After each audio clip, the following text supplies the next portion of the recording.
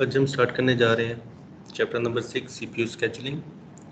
हमारे पास process available हैं ready queue के अंदर। अब वो सीपीयू का वेट कर रहे हैं। अब हमने उन्हें स्केड्यूल करना है। हमारे पास डिफरेंट स्केजुलिंग पॉलिसीज़ हैं जो हमें डिफरेंट रिजल्ट्स देती हैं। अब हम उन रिजल्ट्स की बेस पर उनको कंपेयर कर सकते हैं कि कौन सी स्केजुलिंग पॉलिसी बेहतर है। अब वो कंपेयर करने के लिए जो क्राइटेरिया है वो भी डिफरेंट है। अब हमारे पास जो पहली स्केजुलिंग पॉलिसी है that is first come first served, यानी कि जिस ऑर्डर में वो क्यू में इंसर्ट होगी उसी ऑर्डर में ही उसको सीपीयू असाइन किया जाएगा। हमारे पास रेडी क्यू के अंदर 3 प्रोसेस मौजूद हैं, P1 फिर P2 फिर P3। टाइम 0 के ऊपर तीनों प्रोसेस अवेलेबल हैं।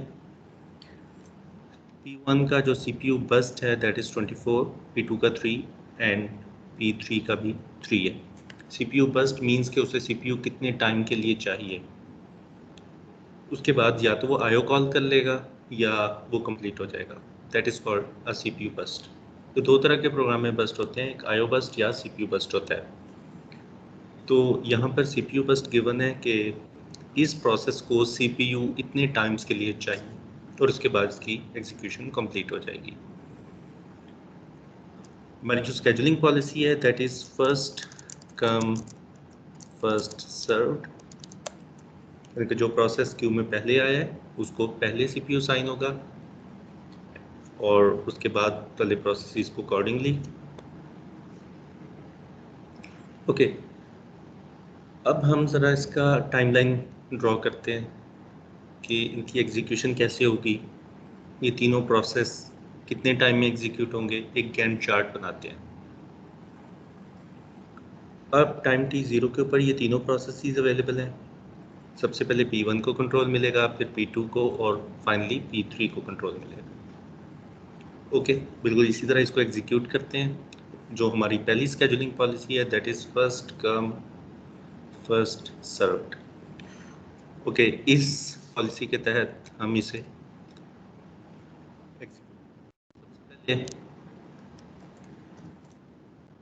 प्रोसेस है P1, इसको कंट्रोल मिला टाइम 0 के ऊपर और इसका जो सीपीयू बर्स्ट है दैट इज़ 24, तो इसकी एग्जीक्यूशन कंप्लीट होगी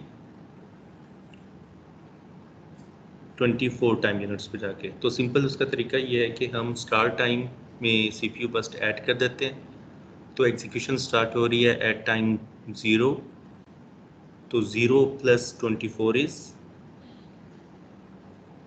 0 + 24 इज़ 24, तो इसकी एग्जीक्यूशन 24 पे कंप्लीट हो जाएगी।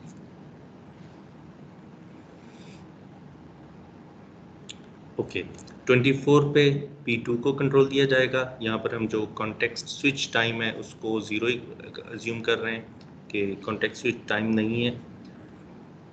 P1 जब कंप्लीट हो जाएगा तो कंट्रोल P2 को दिया गया, P2 और ये 3, इसका जो सीपीयू बर्स्ट है वो 3 है, तो 3 टाइम यूनिट्स के लिए एग्जीक्यूट होगा।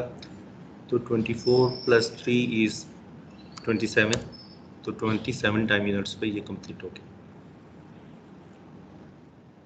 फाइनली हम कंट्रोल देंगे P3 को और P3 की एग्जीक्यूशन हो जाएगी 27 + 3 इज़ 30। तो ये हमारा गैंट चार्ट बन गया।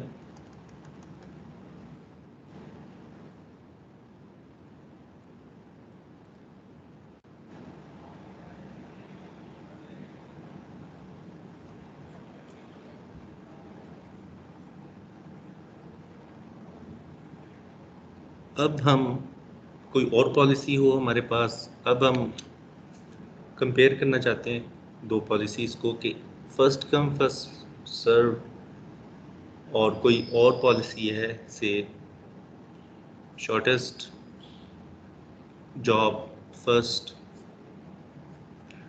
अब कोई भी और पॉलिसी हो सकती है, नाम कुछ भी हो सकता है, अभी हम शॉर्टली देख लेंगे। बाकी भी कोई भी पॉलिसी है, अगर हमने इसके रिजल्ट्स को उससे कंपेयर करना है, हमने देखना है कि कौन सी पॉलिसी बेहतर है, तो कुछ क्राइटेरिया है जिनकी बेसिस पर हम कंपेयर करते हैं। अभी तो हमने गैंट चार्ट बना लिया, फाइन, गैंट चार्ट बन गया। लेकिन अब ये जो वैल्यूज आई हैं हमारे पास, जो टाइमलाइन आई है, अब इससे हमने क्या इंफॉर्मेशन एक्सट्रैक्ट करनी है, या हमने अगर इसको कंपेयर करना है किसी और पॉलिसी के साथ, तो हमारा क्राइटेरिया क्या होगा जिसकी बेसिस पर हम बताएंगे कि ये वाली पॉलिसी दूसरी से बेहतर है। गैंट चार्ट तो हमने बना लिया। ओके, अब हम क्राइटेरिया डिस्कस कर लेते हैं। अब सबसे पहला जो है दैट इज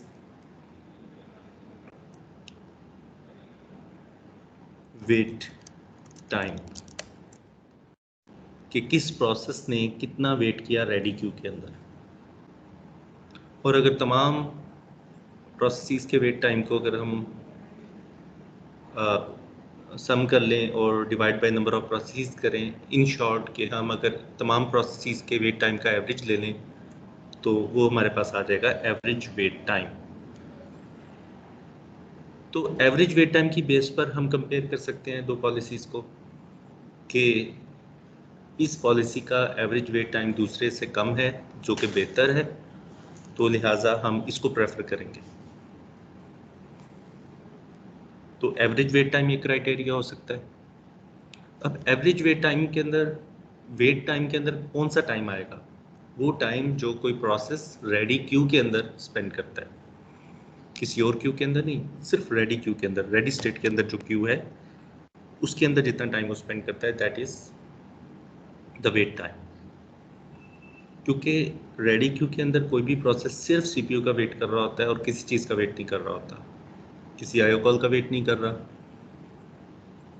सिर्फ सीपीयू का वेट कर रहा है। अगर वो वेट टाइम ज़्यादा हो रहा है तो वो हमारी स्केजुलिंग पॉलिसी की वजह से है। तो वेट टाइम वो टाइम जो कोई प्रोसेस रेडी स्टेट में स्पेंड करता है।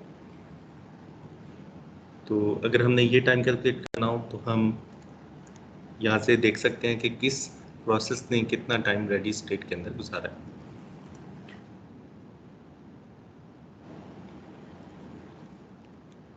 दूसरा क्राइटेरिया है हमारे पास टर्न अराउंड टाइम।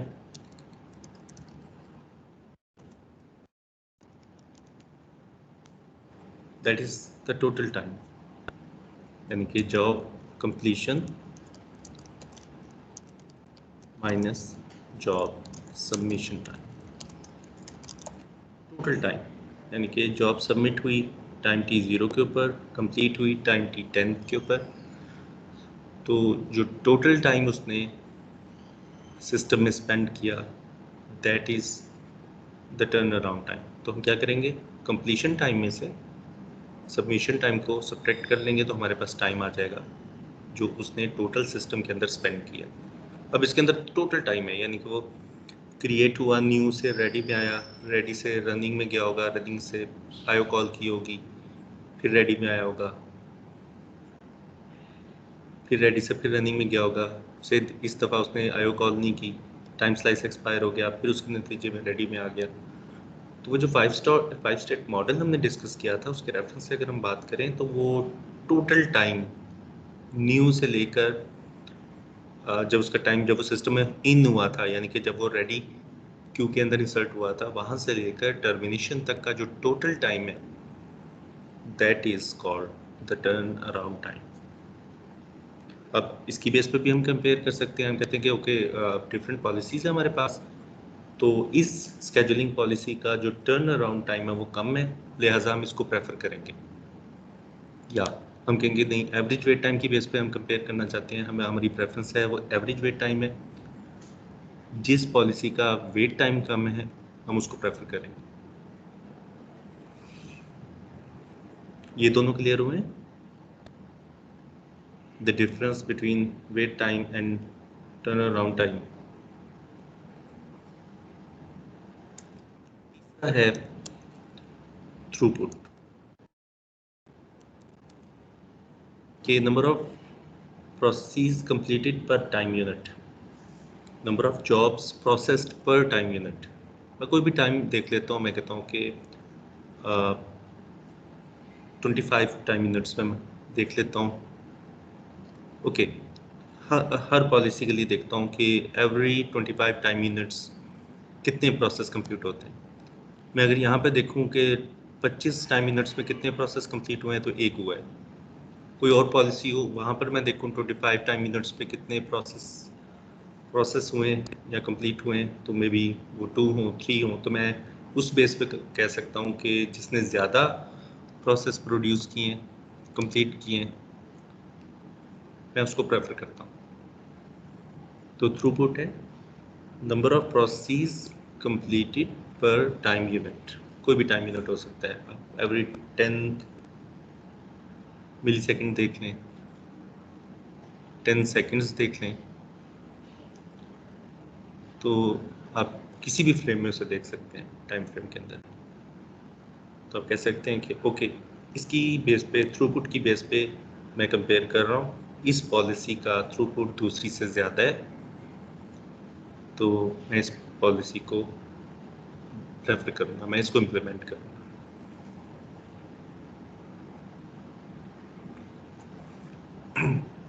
फिर आता है सीपीयू यूटिलाइजेशन।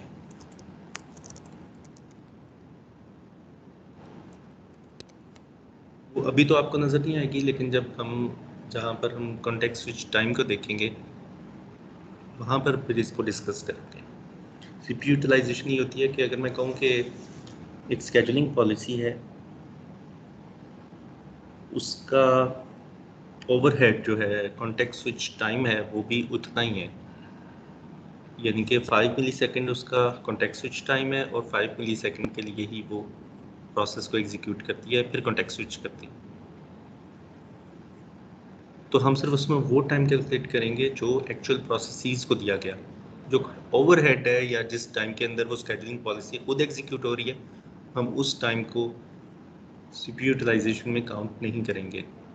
तो हम कहेंगे 50% हमारा जो सीपीयू यूटिलाइजेशन है वो 50% है, क्योंकि 50% ऑफ द टाइम ओवर वो स्केड्यूलिंग पॉलिसी खुद एग्जीक्यूट होती है, यानी कि कॉन्टेक्स्ट स्विच को दिया जाता है, उसमें यूज़र प्रोसेसेस एग्जीक्यूट नहीं होते। तो ये आगे चल के जब एक ख़ास स्केड्यूलिंग पॉलिसी आएगी तब हम देखेंगे कि सीपीयू यूटिलाइजेशन क्या है और कैसे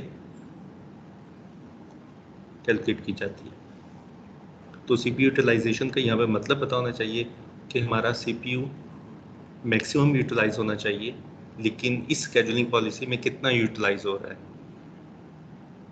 चल तो वो पावर मिल गई सीपीयू को, सीपीयू ने अपना काम शुरू कर दिया, वो इशू नहीं है, मतलब कि सीपीयू यूज़र प्रोसेसेस को कितना टाइम दे रहा है।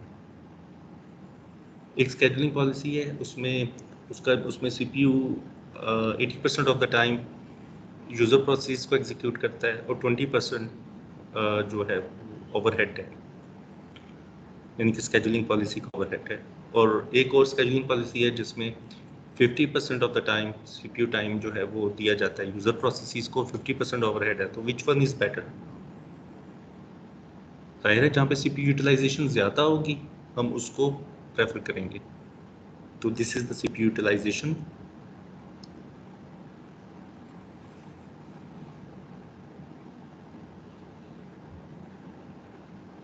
ओके, अब हम कैलकुलेट कर लेते हैं कि हम यहाँ से किस तरह कैलकुलेट करेंगे average wait time. Wait time calculate करते हैं P1 का, P1, P2, P3 wait time. P1 ने कितना वेट किया, गैंट चार्ट आपके सामने, इसको देखें। ये तीनों प्रोसेस P0 पे इन हुए थे सिस्टम में। 24। अब P1 ने वेट किया 0, क्यों? क्योंकि 0 पे इन हुआ है, 0 P1 पे उसे सीपीयू मिल गया। P2 जैसे वो इन हुआ उसको सीपीयू मिल गया, तो उसने तो बिल्कुल वेट नहीं किया रेडी क्यू के अंदर। P2 ने कितना वेट किया, 24 से 24 वेट किया, क्योंकि 0 पे वो इन हुआ था। और उसके बाद P3 ने कितना वेट किया, 27 टाइम यूनिट्स। अब इसका एवरेज वेट टाइम निकाल लें, अगर हम सिंपली एवरेज कर लें तो average wait time is average wait time is 17।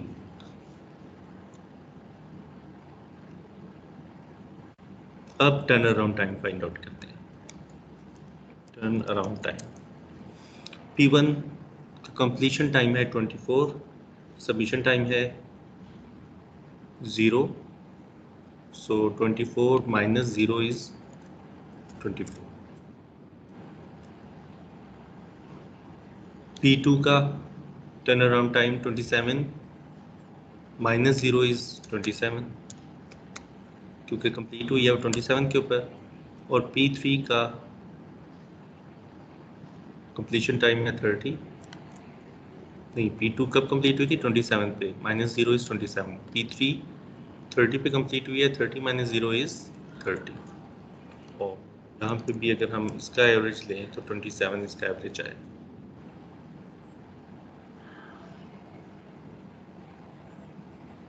अब ये रिजल्ट्स आ गए। अब कोई और स्केड्यूलिंग पॉलिसी पर यही प्रोसेस रन करते हैं और फिर देखते हैं कि उसके रिजल्ट्स क्या हैं, उन दोनों को कंपेयर करते हैं। अभी तो ये हमारे पास रिजल्ट्स आए हैं, average wait time and average turn around time. यहाँ तक कोई प्रॉब्लम?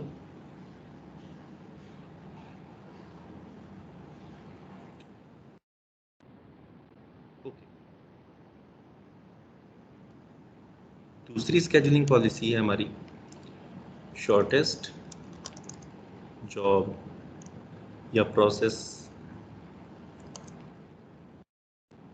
फर्स्ट। कुछ में फर्स्ट मिलेगा, कुछ में नेक्स्ट मिलेगा, एक ही बात है। शॉर्टेस्ट जॉब फर्स्ट या शॉर्टेस्ट जॉब नेक्स्ट। इसमें हम क्या करते हैं कि हम देखते हैं कि किसका सीपीयू बर्स्ट कम है, सबसे कम है, उस प्रोसेस को पहले सीपीयू असाइन करेंगे।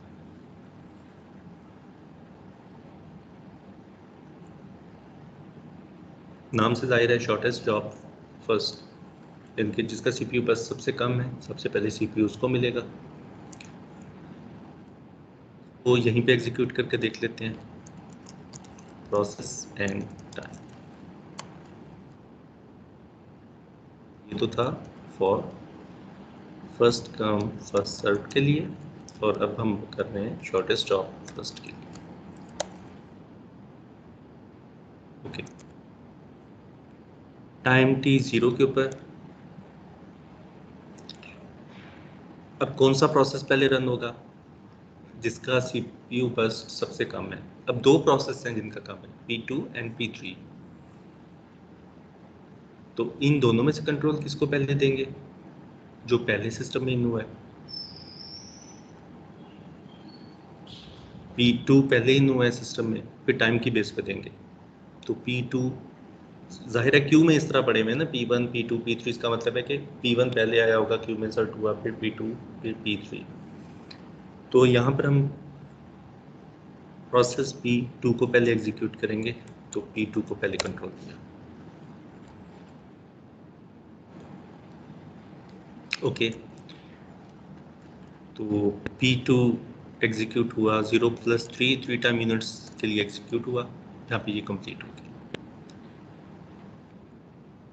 अब हमारे पास बचा है P1 एंड P3। तो इन दोनों में से छोटा कौन सा है? P3। P3 को कंट्रोल देंगे। P3 को कंट्रोल दिया हमने 3 पे, 3 टाइम यूनिट्स के ऊपर, और ये कंप्लीट हुआ। 3 + 3 इज 6 पे ये कंप्लीट हो गया। और फाइनली हमारे पास एक ही प्रोसेस बचा है, दैट इज P1। P1 को कंट्रोल दिया तो 6 + 24 इज 30।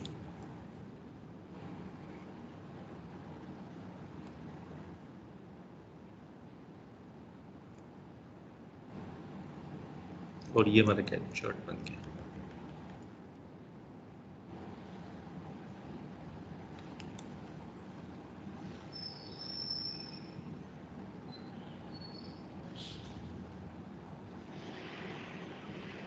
अब फर्स्ट कम फर्स्ट सर्व में भी 30 टाइम यूनिट्स में तीनों एग्जीक्यूट किए। शॉर्टेस्ट जॉब फर्स्ट में भी 30 टाइम यूनिट्स लगे। तो what is the difference then? इसका मतलब है तमाम पॉलिसी सेम टाइम लेंगी। लेट्स सी, उसका भी हम कैलकुलेट करते हैं। तो ये तो आया था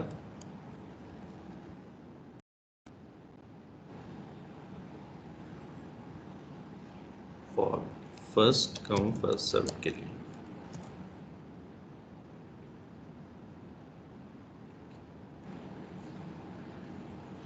अब हम एवरेज वेट टाइम और average turn around time shortest of first scheduling policy का कैलकुलेट करते हैं। शॉर्टेस्ट ऑफ फर्स्ट के process P1, P2, P3 wait time and turn around time.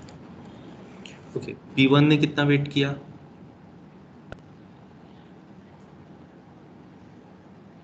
6 time minutes. 6 time minutes wait किया ना, उसे यहाँ पे कंट्रोल मिला है।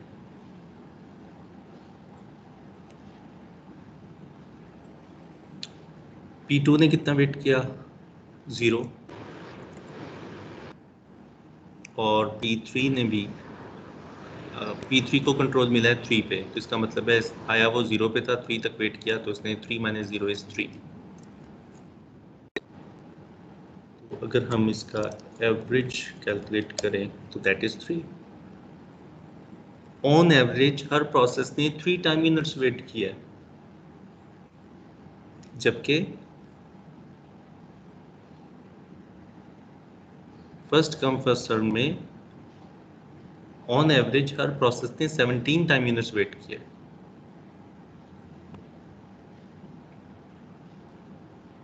तो average wait time shortest of first का बेहतर है, तो हम कहेंगे कि this scheduling policy is better than first come first serve. Turn around time calculate करते हैं। Turn around time process P1 का कितना है? Completion time 30, submission time 0 is 30। Process P2 का completion time is 3, submission time is 0 is 3. Process P3 completion time 6, submission time 0 is 6. और इसका अगर हम एवरेज लें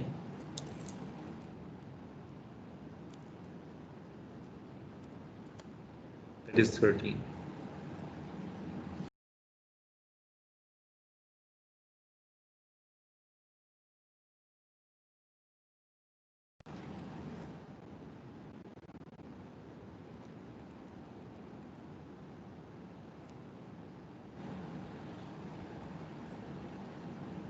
तो अब एवरेज वेट टाइम भी कम है और टर्न अराउंड टाइम भी कम है, और ये दोनों टाइम्स जिस पॉलिसी के कम होंगे हम उसको प्रेफर करेंगे। अब हम देख लें कि हमने वेट टाइम की बेस पे कंपेयर करना है या टर्न अराउंड टाइम की बेस पे करना है। तीसरा थ्रूपुट देख लेते हैं। हम कहते हैं ओके, हमने जैसे देखा था एवरी 25 टाइम मिनट्स, कुछ भी हो सकता है, लेकिन चूंकि हमने पहले देखा था 25, तो हम इसको भी 25 टाइम मिनट्स पे देखते हैं। अब अगर हम थ्रूपुट देखें तो फर्स्ट कम फर्स्ट सर्व की कितनी है? 25 एट 25 टाइम यूनिट्स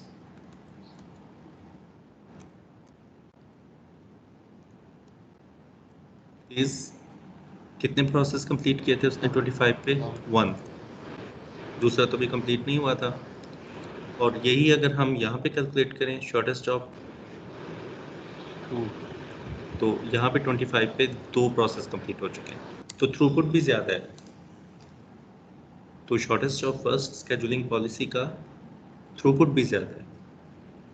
और CPU यूटिलाइजेशन की बात वो हम आगे चल के जब हम राउंड रॉबिन स्केड्यूलिंग पॉलिसी देखेंगे जहाँ पे टाइम स्लाइस इन्वॉल्व होगा, तो फिर हम देखेंगे। क्योंकि यहाँ पर जो थ्रूपुट है वो दोनों CPU यूटिलाइजेशन सेम है, यहाँ पर CPU यूटिलाइजेशन दोनों की सेम है, तो जहाँ पे डिफरेंट होगी वहाँ जाके फिर हम उससे डिस्कस करेंगे।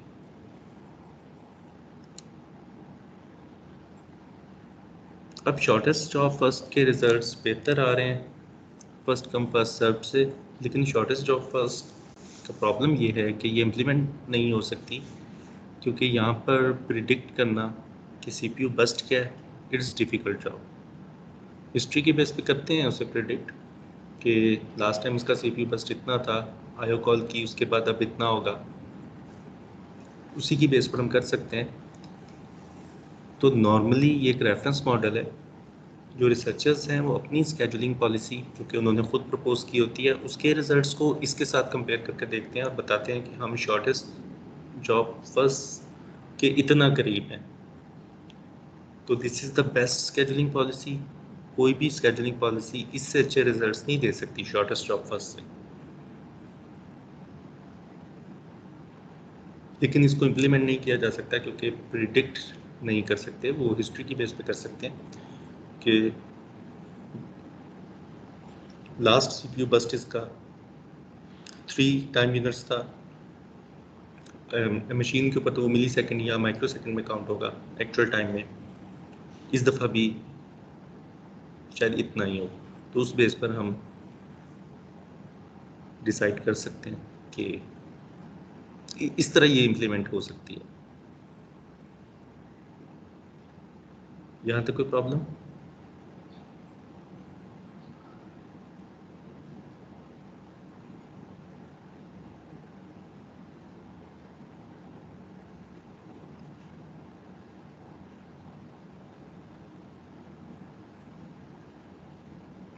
अब हमारे पास दो तरह की स्केजुलिंग पॉलिसीज हैं, प्रीएम्प्टिव एंड नॉन प्रीएम्प्टिव।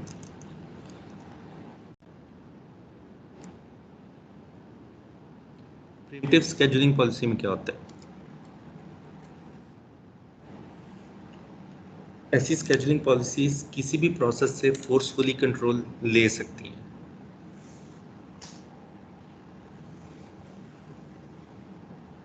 अगर प्रीएम्प्टिव होगी तो किसी भी बेस पर वो किसी भी प्रोसेस से फोर्सफुली कंट्रोल हासिल कर लेगी। किस बेस पे? मे बी प्रायोरिटी की बेस पे, कि एक higher priority process system in होता है जिसकी बेस पर रनिंग प्रोसेस से कंट्रोल ले लिया जाता है, या टाइम स्लाइस एक्सपायर होने पे कंट्रोल ले लिया जाता है। तो ऐसी पॉलिसीज जो फोर्सफुली कंट्रोल किसी भी वक्त ले सकती हैं, वो प्रीएम्प्टिव स्केजुलिंग पॉलिसीज कहलाती हैं। और नॉन प्रीएम्प्टिव में एक दफ़ा अगर कंट्रोल किसी प्रोसेस को ट्रांसफ़र कर दिया जाए तो स्केजुलिंग पॉलिसी कंट्रोल वापस फोर्सफुली नहीं ले सकती, क्योंकि नॉन प्रीएम्प्टिव है। तो अभी जो हमने बात की है वो हमने नॉन प्रीएम्प्टिव की बात की है कि ये भी नॉन प्रीएम्प्टिव है, और इसकी भी हमने नॉन प्रीएम्प्टिव वर्जन देखी है। तो फर्स्ट कम फर्स्ट सर्व की हमेशा आपको नॉन प्रीएम्प्टिव वर्जन ही मिलेगी, लेकिन शॉर्टेस्ट ऑफ फर्स्ट के अंदर प्रीएम्प्टिव वर्जन भी है और नॉन प्रीएम्प्टिव भी है। यहाँ पर हमने नॉन प्रीएम्प्टिव वर्जन देखी है।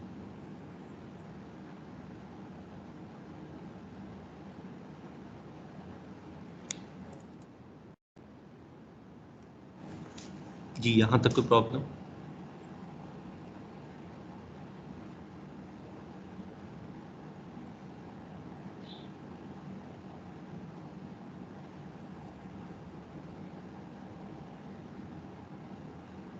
यहाँ तक कोई ऐसी बात जो समझना ही?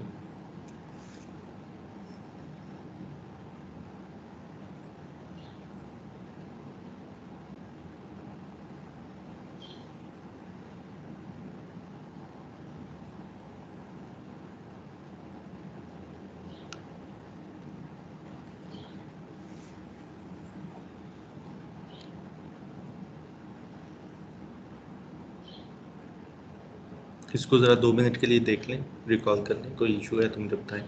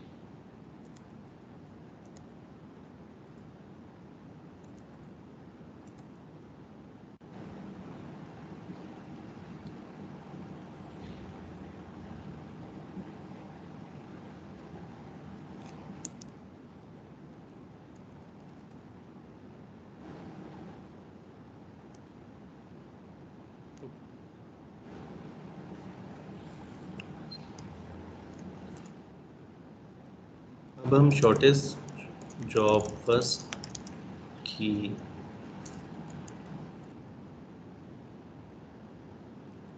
प्रीएम्प्टिव वर्जन देखते हैं। अब किसी भी प्रोसेस से कंट्रोल लिया जा सकता है। अब यहाँ पर शॉर्टेस्ट जॉब फर्स्ट क्या कहती है कि जो शॉर्टेस्ट प्रोसेस है जिसका सीपीयू बर्स्ट सबसे कम है उसको पहले एग्जीक्यूट करना है। नॉन प्रीएम्प्टिव में तो एक दफ़ा कंट्रोल दे दिया तो फिर अब ले नहीं सकते जब तक जॉब कंप्लीट नहीं हो जाती, लेकिन प्रीएम्प्टिव में लिया जा सकता है। अगर एक प्रोसेस को कंट्रोल दिया गया इस बेस पे कि वो उसका सीपीयू बर्स्ट कम था, सबसे कम था, इस बात पर अगर उसे कंट्रोल ट्रांसफ़र होता है और थोड़ी देर के बाद एक और प्रोसेस सिस्टम में इन हो जाता है, अब वो जो नया प्रोसेस सिस्टम में इन हुआ है उसके सीपीयू बर्स्ट को और रनिंग प्रोसेस के रिमेनिंग सीपीयू बर्स्ट को कंपेयर किया जाएगा, और जो कम होगा कंट्रोल उसको ट्रांसफ़र कर दिया जाएगा।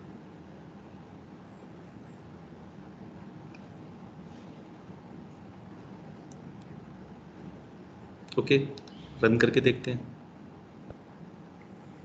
अराइवल टाइम है 0।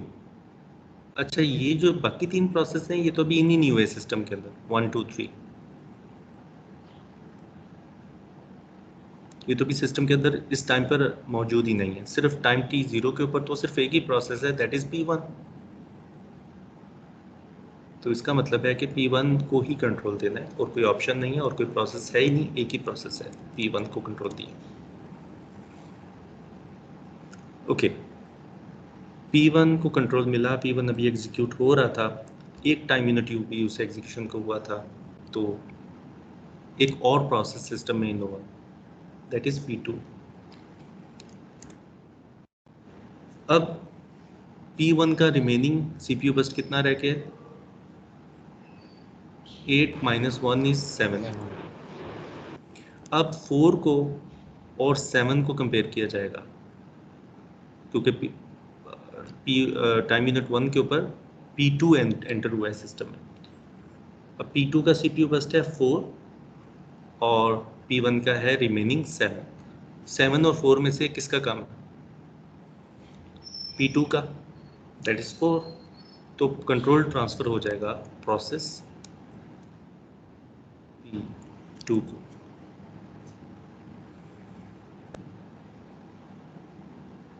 ओके, p2 एग्जीक्यूट हुआ 1 टाइम यूनिट, टाइम 2 के ऊपर एक और प्रोसेस सिस्टम में इन हुआ p3। अब इसका रिमेनिंग कितना रह गया? 3। अब प्रोसेस p3 का जो सीपीयू बर्स्ट है दैट इज 9। 9 और 3 को कंपेयर किया जाएगा, दोनों में से कम कौन सा है? 3, जो कि p2 का से बिलोंग करता है, तो इसका मतलब है p2 के पास ही कंट्रोल रहेगा, तो p2 के पास ही कंट्रोल रहेगा और p2 एग्जीक्यूट होगा अप टिल 5।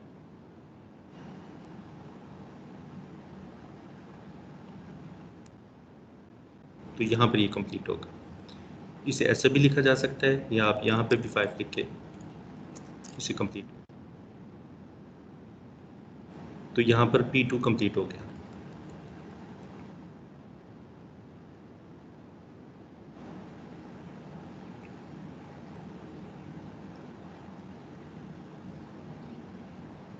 लेकिन ने टाइम यूनिट 3 पे भी तो देखना है ना। वापस आता हूँ, p2 पे हमने चेक किया था, p2 पे टाइम यूनिट 2 पे हमने चेक किया था कि p3 एक नया प्रोसेस एंटर होता है, उसका सीपीयू बर्स्ट 9 है और p2 का सीपीयू बर्स्ट 3 है। तो इन दोनों में से शॉर्टर कौन सा है? That is 3। तो p2 के पास ही कंट्रोल रहेगा। और टाइम t यूनिट 3 के ऊपर एक और प्रोसेस सिस्टम में इन होता है p4। अब p4 का जो सीपीयू बर्स्ट है वो 5 है और p2 का कितना रह चुका है? 2 में से छोटा कौन सा है? 2। तो p2 के पास ही कंट्रोल रहेगा और p2 एग्जीक्यूट होगा। 5 टाइम मिनट्स तक, और यहाँ पे इसकी कंप्लीशन, इसकी एग्जीक्यूशन कंप्लीट हो जाएगी। अब P2 कंप्लीट हो चुका है।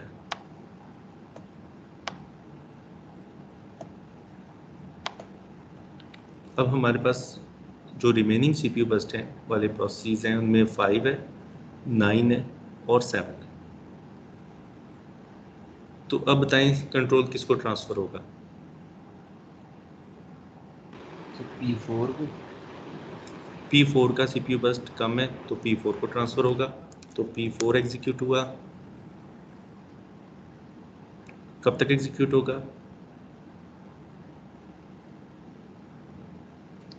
10 टाइम मिनट्स तक। ओके, ये भी कंप्लीट हो गया, P4 भी कंप्लीट हो गया।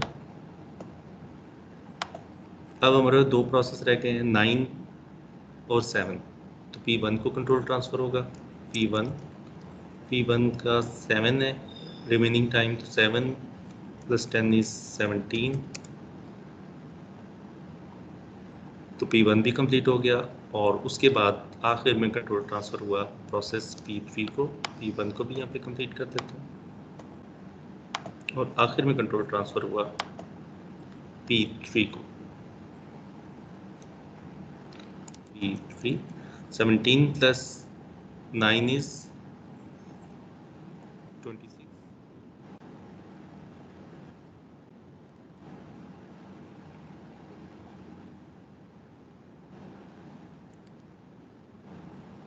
तो P3 भी कंप्लीट हो गया।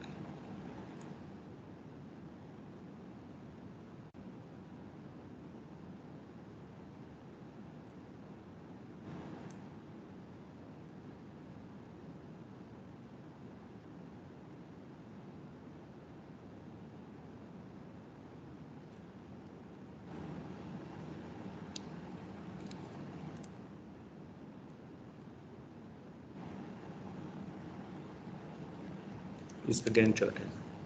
अब यहाँ से हम इसका टाइम कैलकुलेट कर सकते हैं। कैलकुलेट करते हैं average wait time process P1, P2, P3। P1 ने कितना वेट किया?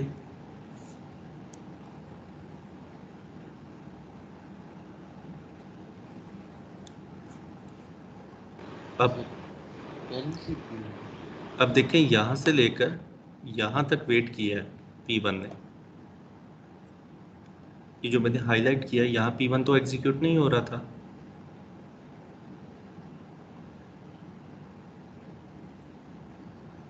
तो इसने कितना वेट किया? 10 - 1, 10 - 1,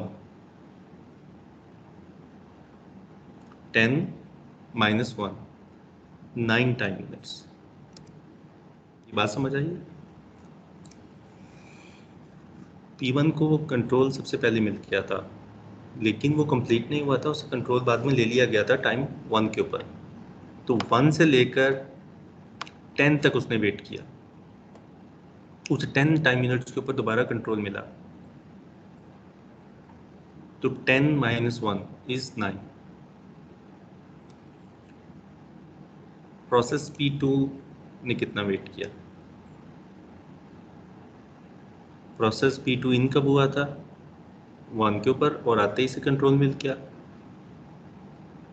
और ये इससे कंट्रोल नहीं लिया गया, 1 को में एग्जीक्यूट हो गया, तो इसने बिल्कुल वेट नहीं किया, तो इसका जो वेट टाइम है that is 0।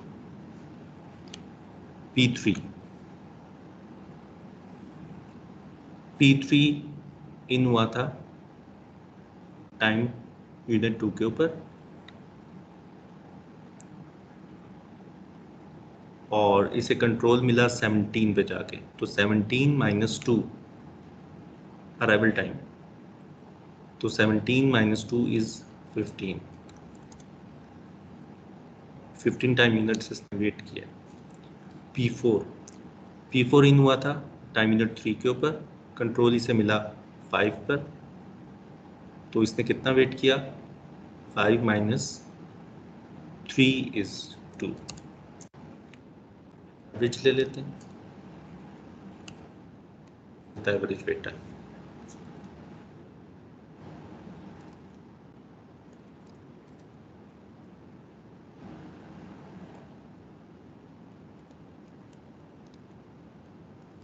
Turn around time check कर लेते हैं। सर ये P3 और 4 का वेट टाइम दोबारा बता देगा। P3 इन हुआ है सिस्टम में टाइम यूनिट 2 पे, कंट्रोल मिला है 17 पे, कितना वेट किया 17 माइनस 2। 2 आ गया। और इसी तरह प्रोसेस P4 इन हुआ है सिस्टम में टाइम यूनिट 3 के ऊपर और CPU से असाइन हुआ है 5 के ऊपर, तो कितना वेट किया 5 माइनस 3 इज 2। 3। सर इस तरह फिर वो P2 का नहीं होगा 1। P2 P2 कब एंटर हुआ है सिस्टम पे? सर वो 1 पे उसका है ना 1 पे एंटर हुआ है ना? Arrival time. जी 1 माइनस 0 हाँ 1 आ हाँ। जाएगा। और CPU कब मिला है?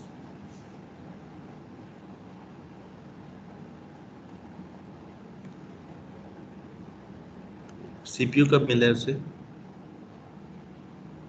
सर वो नहीं पता।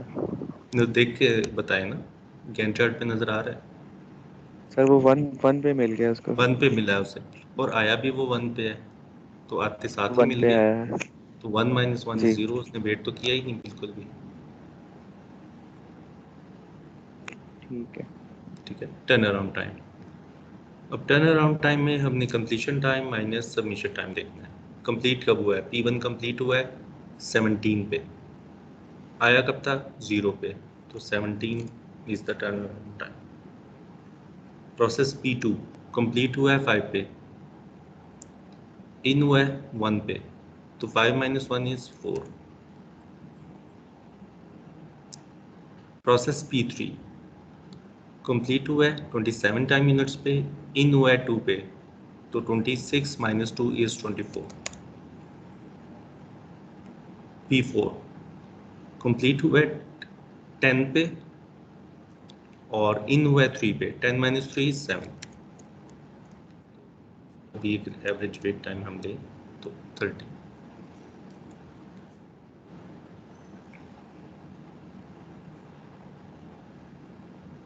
बाकी थ्रूपुट है, थ्रूपुट तो आप कहीं भी देख सकते हैं, वो तो कंपैरिजन के लिए।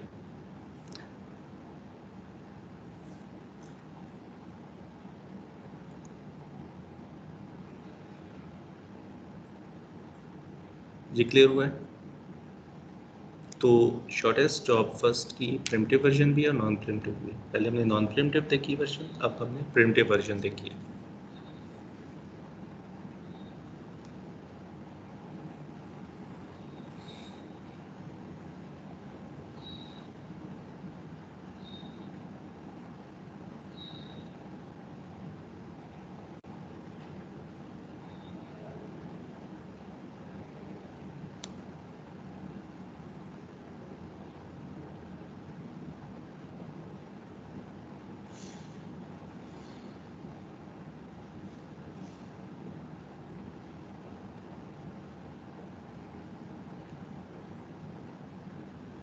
नेक्स्ट है प्रायोरिटी स्केजुलिंग।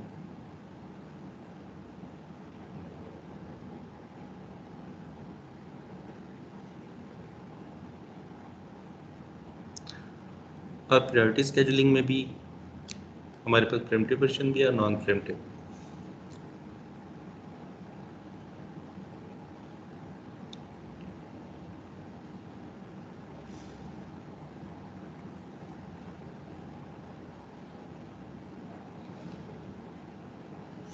जहाँ तक बताएं कोई प्रॉब्लम, कोई चीज़ ऐसी जो समझना है?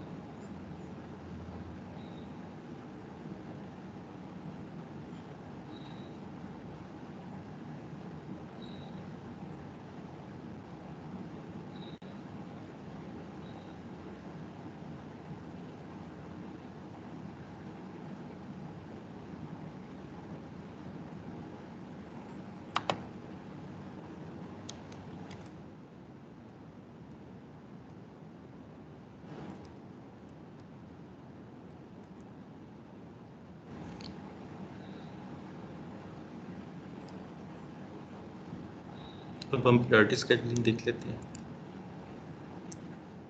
डेटा बुक वाला ले लेते हैं।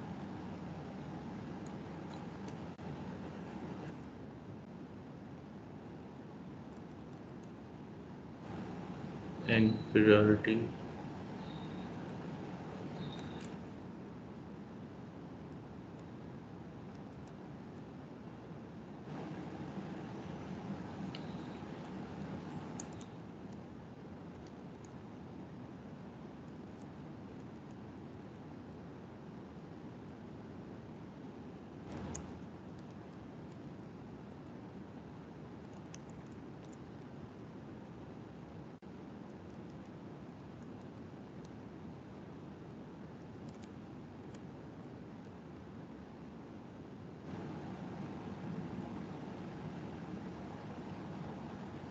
ओके। अब इसमें अराइवल टाइम गिवन नहीं है, this is the non pre-emptive version of priority scheduling. अब ये प्रायोरिटी गिवन है 3, 1, 4, 5, 2। अब नॉर्मली जो छोटा नंबर होता है वो हाई प्रायोरिटी को रिप्रेजेंट करता है और बड़ा नंबर लो प्रायोरिटी को रिप्रेजेंट करता है। अब मल्टीपल प्रायोरिटीज लेवल हैं, तो यहाँ पर 1 is the lowest number and the lowest priority, 5 is the no it's other way round. 1 highest priority है क्योंकि नंबर छोटा है तो प्रायोरिटी हाई है। अब दो तरह के सिनेरियोज हैं, या तो बड़ा नंबर है तो उसकी प्रायोरिटी भी इतनी ज़्यादा होगी, या नंबर जितना बड़ा होगा उसकी प्रायोरिटी इतनी कम होगी। यूनिक्स के अंदर ये फॉलो किया जाता है कि नंबर ज़्यादा होगा तो प्रायोरिटी कम होगी, और जितना नंबर छोटा होगा उसकी प्रायोरिटी इतनी ज़्यादा होगी। तो यहाँ भी 1 is the highest priority and 5 is the lowest priority, और बाकी अकॉर्डिंगली। तो सबसे ज़्यादा प्रायोरिटी 1 की है, उसके बाद 2, फिर 3, फिर 4 और 5 जो है वो लोएस्ट प्रायोरिटी।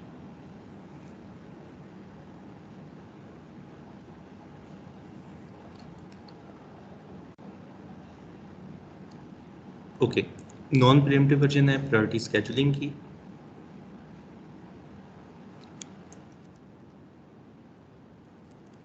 इसको एग्जीक्यूट करना है। अब बताएंगे सबसे पहले कौन सा प्रोसेस एग्जीक्यूट होगा। प्रायोरिटी सबसे ज़्यादा है, प्रायोरिटी नंबर सबसे कम है,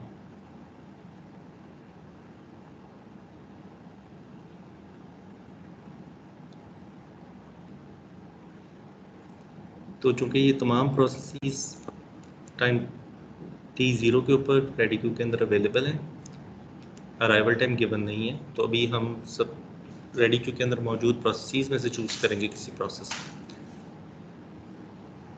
अभी हम देखते हैं इसकी नॉन प्रीएम्प्टिव वर्जन, फिर हम इसकी प्रीएम्प्टिव वर्जन देखेंगे। ओके, तो ये बताएंगे सबसे पहले कंट्रोल किसको मिलेगा।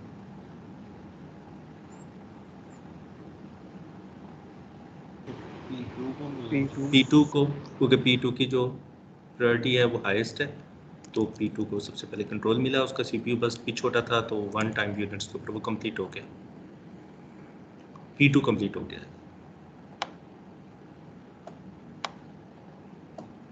नेक्स्ट,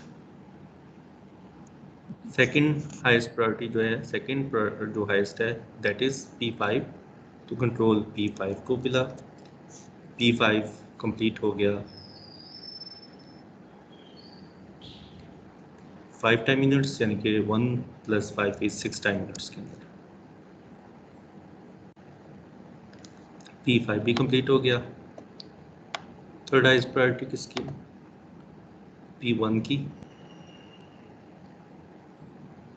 तो P1 को कंट्रोल मिला। P1 का CPU बस 10 था तो 6 + 10 इज 16, P1 भी कंप्लीट हो गया।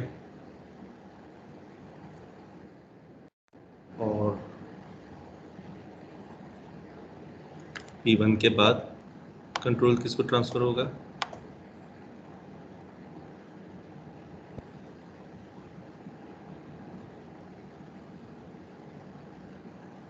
P3 को, तो प्लस 2 इज 18 टाइम यूनिट्स के ऊपर P2 भी कंप्लीट हो गया।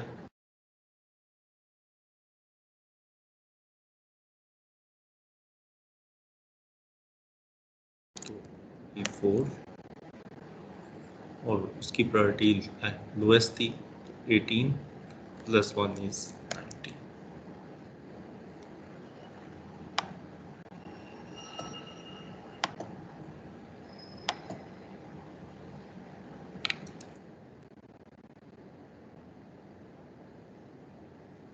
यहाँ से आप एवरेज वेट टाइम और एवरेज टर्न अराउंड टाइम वो एक्सट्रैक्ट कर सकते हैं। ओके, ये तो था नॉन प्रीएम्प्टिव वर्जन। अगर प्रीएम्प्टिव वर्जन हो इसी की,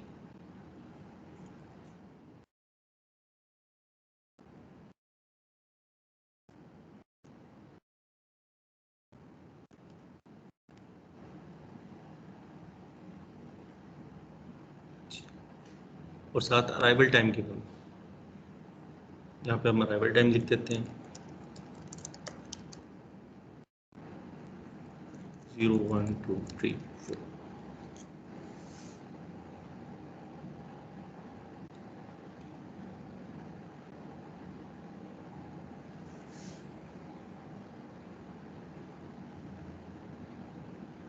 अब जैसे ही कोई प्रोसेस एंटर होगा तो प्रायोरिटी को कंपेयर किया जाएगा, जिसकी प्रायोरिटी ज़्यादा होगी कंट्रोल उसको ट्रांसफ़र कर दिया जाएगा।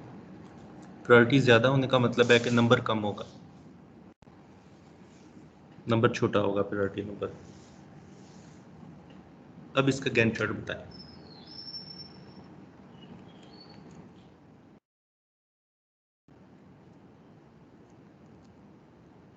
जी, सबसे पहले कौन सा प्रोसेस किसको कंट्रोल मिलेगा? P1 को, क्योंकि 0 के ऊपर P1 ही अवेलेबल है और कोई प्रोसेस है ही नहीं, तो P1 को कंट्रोल मिला। P1 1 टाइम यूनिट्स के लिए एग्जीक्यूट हुआ तो एक नया प्रोसेस एंटर हुआ, दैट इज P2। P2 की प्रायोरिटी P1 की प्रायोरिटी से ज़्यादा है। P1 का नंबर 3 है और P2 का नंबर 1 है, तो कंट्रोल स्विच हो जाएगा, P2 को कंट्रोल मिल जाएगा।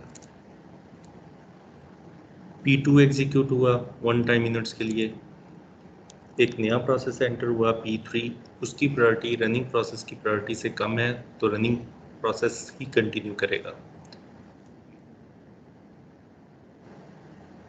टाइम यूनिट्स 3 के ऊपर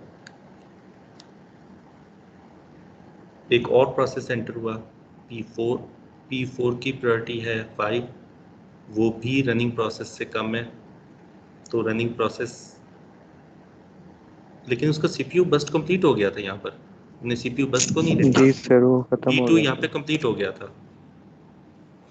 P2 का सीपीयू बस्ट 1 ही था, तो एक टाइम यूनिट के बाद वो कंप्लीट हो गया था, तो ये तो यहाँ पे कंप्लीट हो गया। अगर कंप्लीट ना होता तो फिर हम वैसे ही इसे लेके चलते। चलिए जी, अब P1 का रिमेनिंग सीपीयू बस्ट 9 है। अब देखा जाएगा P2 कंप्लीट हुआ है, अब प्रायोरिटी की बेस पे हम देखेंगे। टाइम यूनिट 2 के ऊपर P2 की एग्जीक्यूशन कंप्लीट हो गई और साथ एक प्रोसेस P3 भी एंटर हो गया। अब देखना यह है कि मौजूद प्रोसेसेस में से किसकी प्रायोरिटी ज़्यादा है। P3 की, P2 तो कंप्लीट हो चुका है और P1 मौजूद है। P1 अब आ गया। P1 की प्रायोरिटी ज़्यादा है या P3 की? तो P1 की ज़्यादा है, कंट्रोल P1 को ट्रांसफ़र हो जाएगा और P1 1 टाइम यूनिट एग्जीक्यूट होगा तो एक नया प्रोसेस आएगा, दैट इज P4। P4 की प्रायोरिटी क्या है? 5। P1 की क्या है? 3। तो रनिंग प्रोसेस की प्रायोरिटी ज़्यादा है, तो रनिंग प्रोसेस कंटिन्यू करेगा। Okay, P1। अब टाइम यूनिट्स T4 के ऊपर एक और प्रोसेस आता है, दैट इज P5। P5 की प्रायोरिटी क्या है? 2।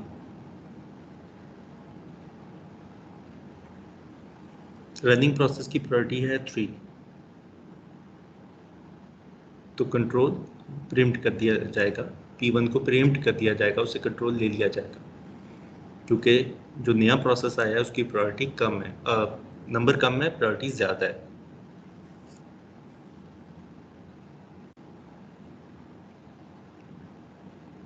थ्री और टू, नंबर छोटा है 2 3 से, तो प्रायोरिटी लेवल ज़्यादा है इसका, तो P1 को प्रीम्प्ट कर दिया जाएगा। अब P1 का रिमेनिंग CPU बस्ट कितना है, 9 माइनस 2 इज 7।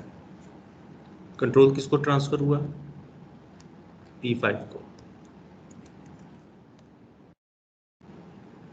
ओके, P5 कितने टाइम यूनिट्स के लिए एग्जीक्यूट होगा,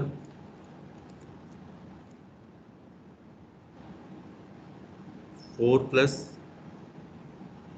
5 इज 9, तो 9 पे इसकी एग्जीक्यूशन कंप्लीट हो गई। अब तो सीधा सीधा है, अब तो आना, नए प्रोसेस आना बंद हो गए, तो अब इन्होंने एग्जीक्यूट हो।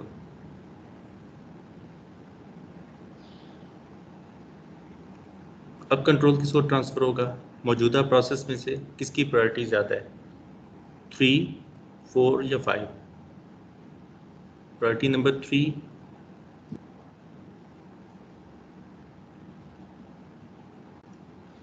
हायर प्रायोरिटी लेवल को रिप्रेजेंट कर रहा है, तो कंट्रोल P1 को ट्रांसफर होगा क्योंकि P1 की प्रायोरिटी ज़्यादा है। तो P1 का रिमेनिंग CPU बस था 7, तो 9 प्लस 7 इज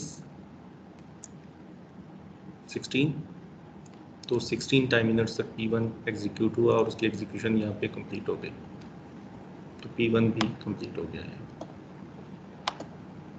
अब P3 और P4 में से कौन सा एग्जीक्यूट होगा, कंट्रोल किसको ट्रांसफर किया जाएगा, जिसकी प्रायोरिटी ज़्यादा होगी। तो 4 और 5 दो नंबर्स हैं, छोटा नंबर है 4, P3 की प्रायोरिटी ज़्यादा है, तो P3 को कंट्रोल ट्रांसफर हुआ, 16 प्लस 2 इज 18,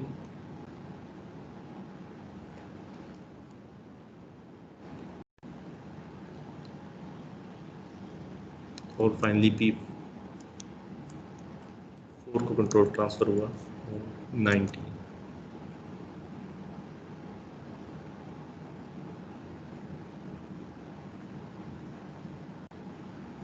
तो this is the Gantt chart.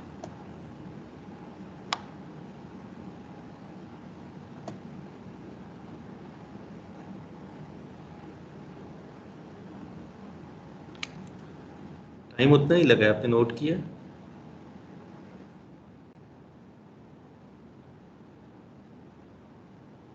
Time दोनों का सेम क्यों है,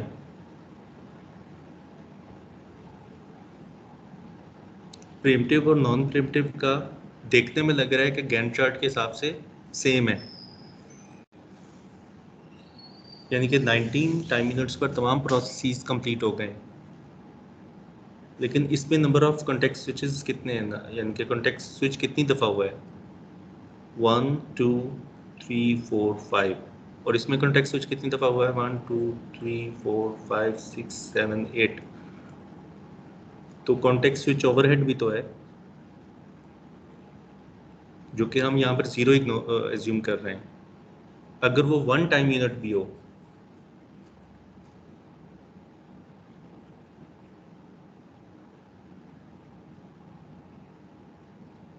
तो प्रिमिटिव वर्जन ने ज़्यादा टाइम लिया।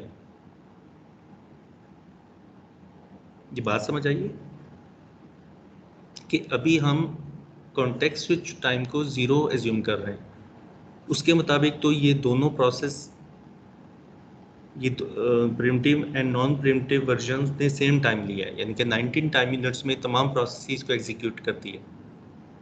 हाँ, कुछ पहले एग्जीक्यूट हुए हैं, ऑर्डर चेंज हो गया, कुछ पहले एग्जीक्यूट हुए हैं, कुछ बाद में हुए हैं बेस्ड ऑन द प्रायोरिटी। लेकिन अगर यहाँ पर कॉन्टेक्स्ट स्विच टाइम भी ऐड किया जाए, तो चूंकि number of switches primitive version के अंदर ज़्यादा है, तो इसका जो ओवरऑल टाइम होगा वो ज़्यादा होगा। ये बात समझ आई है आपको, देखिए अभी तो मैं कॉन्टेक्स्ट स्विच टाइम 0 एज्यूम कर रहा हूँ ना, ये देखिए 1 पे एक कंप्लीट हुआ और साथ ही दूसरे को कंट्रोल ट्रांसफर हो गया, लेकिन एक्चुअली तो ऐसा नहीं होता। एक्चुअली तो वन टाइम यूनिट्स पे अगर एक से कंट्रोल लिया गया है तो उसको 1 पे ट्रांसफर नहीं होगा बल्कि 2 या 3 पे ट्रांसफर होगा। कुछ टाइम कॉन्टेक्स्ट स्विच स्केजुलर ने या डिस्पैचर ने भी तो लेना है, तो वो टाइम अगर ऐड करेंगे तो जिस पॉलिसी में कॉन्टेक्स्ट स्विचेस ज़्यादा होंगे वो स्लोअर होगी।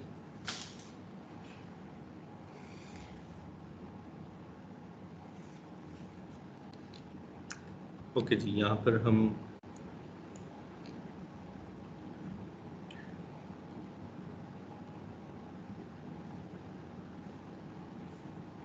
एंड करते हैं लेक्चर को। आपके साथ मैंने स्क्रीन शेयर की है,